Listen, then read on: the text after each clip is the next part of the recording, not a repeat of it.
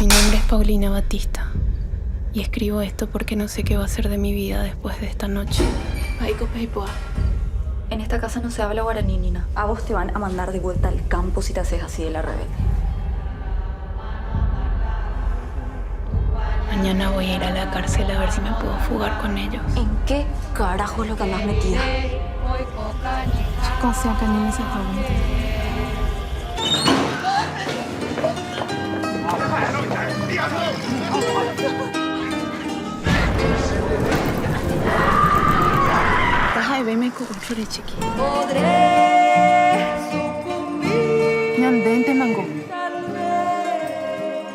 Nuestra oportunidad.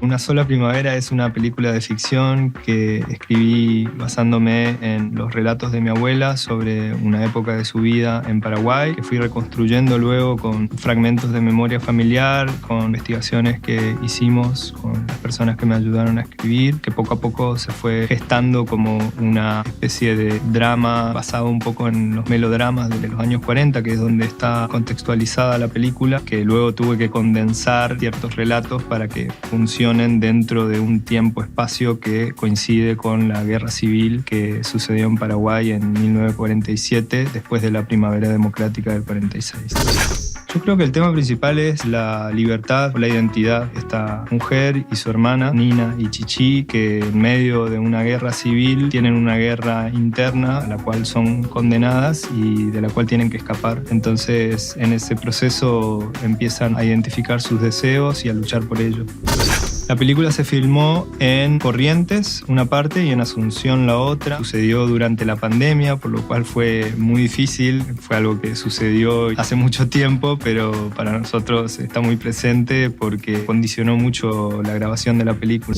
Empecé a escribir la película en 2010. Empecé a hablar con mi abuela. Yo vivía en España, estaba estudiando ahí, terminando la carrera de cine, y empecé a sentir una nostalgia muy fuerte, a llamar mucho a casa, y la única que estaba todo el día era mi abuela, y hablaba mucho con ella y me empezó a contar cosas que nunca me había contado sobre su vida, y en ese proceso empezó a sufrir una serie de accidentes cerebrovasculares que le hicieron perder la memoria progresivamente. Entonces esa película que yo quería hacer de algún modo se frustró, y antes de que muera yo le prometí que iba a hacer una película sobre ella, y empecé a viajar mucho por Paraguay, por todo el nordeste. Empecé a escribir lo que fuera su diario con la ayuda de muchísimas personas. Fui desarrollando esto que terminó siendo una ficción, y a la par también otra película que fue el proceso de investigación. El criterio estético fue, la verdad, que lo primero, las telenovelas, que fue lo primero que yo vi audiovisualmente, que eran las novelas de la tarde que veía con mi abuela. Sintiendo yo esto como un encargo, sentí que era quizá la forma en la que ella hubiese querido hacer una película. Tratamos de sacar de ahí, y sobre todo de los melodramas, de las comedias de teléfono blanco, que se llaman, ciertas cuestiones de estructura, de estilo, de guión, y a partir de ahí empezamos a basarnos muchísimo en las películas de la época, en las referencias visuales, en los formatos que luego vinieron al 4/3, el sonido que estaba muy pintado, como le dicen, ¿no? El foley, los diálogos muy presentes. Tratamos de darle un vuelco quizá un poco más contemporáneo en lo que llamábamos un plano cárcel, que era como encerrar al personaje dentro de un plano muy cerrado, del cual no se podía ir, y que finalmente, bueno, se abre. Hubieron muchas películas, obviamente, de referencia, muchas autoras y autores que nos fueron marcando, y sobre todo muchos documentos de la época, fotografías sobre todo, que nos sirvieron para crear un poco el mundo ese que era muy difícil de crear porque no habían relatos, sobre todo de mujeres. En esa época particularmente sentíamos que esto tenía que hacer una especie de memoria o de diario de esa guerra. El proceso con el elenco fue bastante largo porque hicimos un primer casting en Asunción donde aparecieron los protagonistas Majo Cabrera y Salma Vera, y luego vino la pandemia, tuvimos que empezar a hacer ensayos virtual por Meet. Eso fue bastante difícil, pero no nos quedaba otra, y después ya,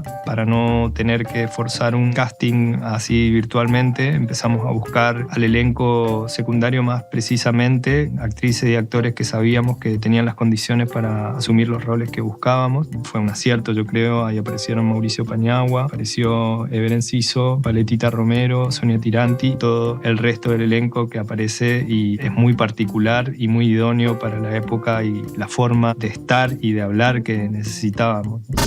Creo que todas las escenas presentaron dificultades porque por un lado estábamos en la pandemia y no podíamos salirnos a recrear ese mundo en los escenarios naturales que habíamos previsto. La intención siempre fue trasladar ese pasado al presente, no recrear ambientes sino usar los que existen, tanto en Corrientes como en Asunción hay muchos edificios que se mantienen como en la época, algunos ya muy venido a menos y eso un poco nos condicionaba. De algún modo eso nos exigía tener mucha rigurosidad a la hora de encuadrar, por ejemplo, porque de repente un enchufe te sacaba directamente de la época y nos condicionaba en el movimiento de la cámara, en la forma de iluminar, en el desplazamiento de los personajes, cosas que aparentemente eran una imposibilidad, pero creo que el equipo supo encontrarle la vuelta para volverlo una inspiración, algo creativo.